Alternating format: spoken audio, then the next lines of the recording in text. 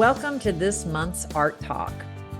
Every month, Julie Schumer and I review our past months in our artists' careers. And we do this in hopes that there will be some inspiration and information for you that you'll find helpful. So, Julie, tell us about your first month of 2024. Well, I had major surgery January 18th, which didn't give me a lot of time to paint before that because it was in a different city. And I will be down for the count for a while with no painting of large paintings or probably anything else. And I did manage to complete 6 large paintings before this event happened.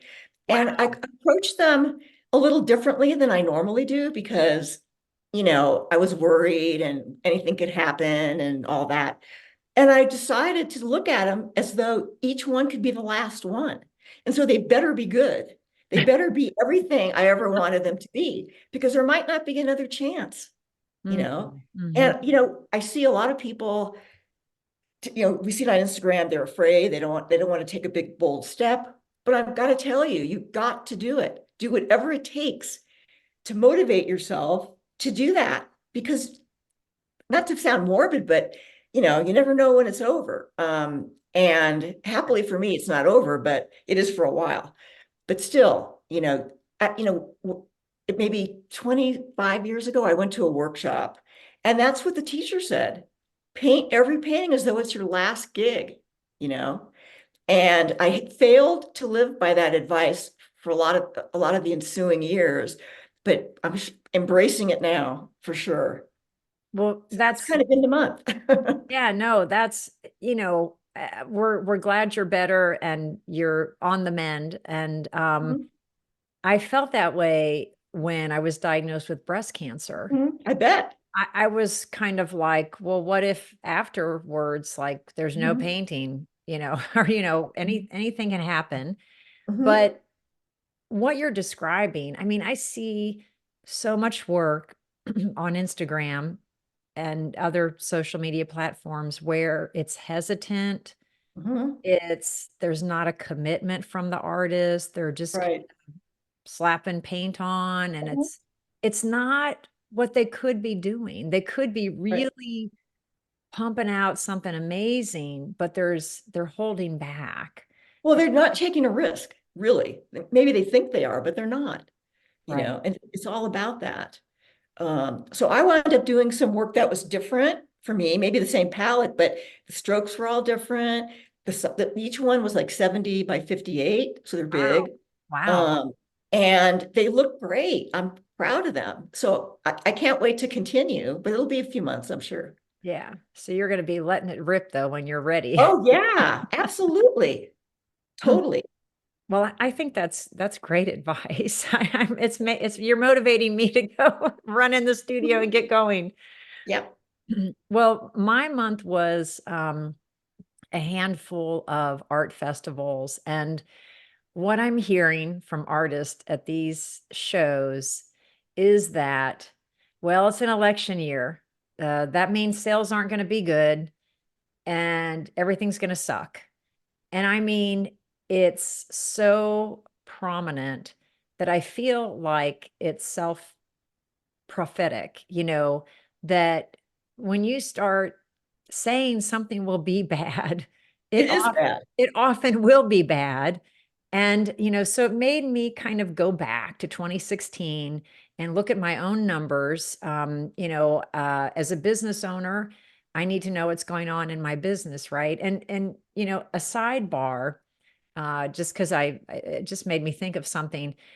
If you went up to um, uh, the financial officer of any corporation, um, Pilot Gas or Chick-fil-A or Coca-Cola, and you said, how's your business going? They wouldn't say, huh, no, I have no idea. Like they would know. And if you said, is this a better year than last year or a worse year than last year, they would know that as well.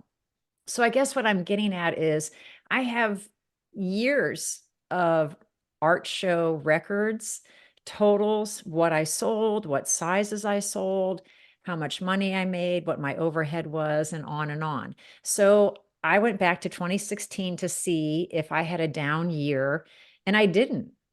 2020 with the pandemic was a bit of an anomaly, but guess what? I ended up having a great year because I switched and really focused to online art Mhm. selling. So there was an opportunity there, but a lot of artists during 2020 kind of froze up, and it was a lot of overwhelm and difficulty.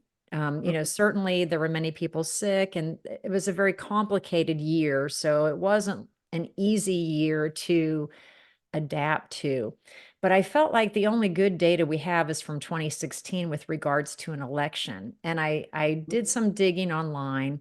You can find incidental reports and blurbs on Artsy and other websites that kind of give this blanket statement that says, in an election year, the more anxiety provoking the election or the political climate, the less art buying there is, that it is down about 20 to 30%, depending on um, whether it's a gallery or an art fair or whatever.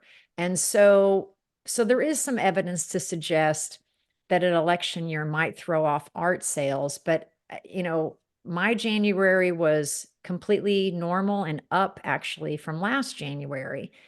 Um, and I just did my totals this morning. And so I guess what I want to say to you as the artist and the audience, don't follow the crowd of naysayers.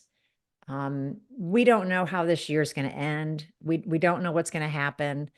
I would do your best work, put it out there, and and and try hard and assume Yeah, things are going to go well. right. There's no reason to, just kind of blow it off because it's an election year. I think that's not a reasonable excuse, to just let an entire year go by. And there might be spots in the year that are a little bumpy, but for me, I always look at the total at the end of the year. Right.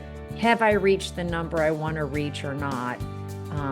And that's really, I think, what matters at the end of the day.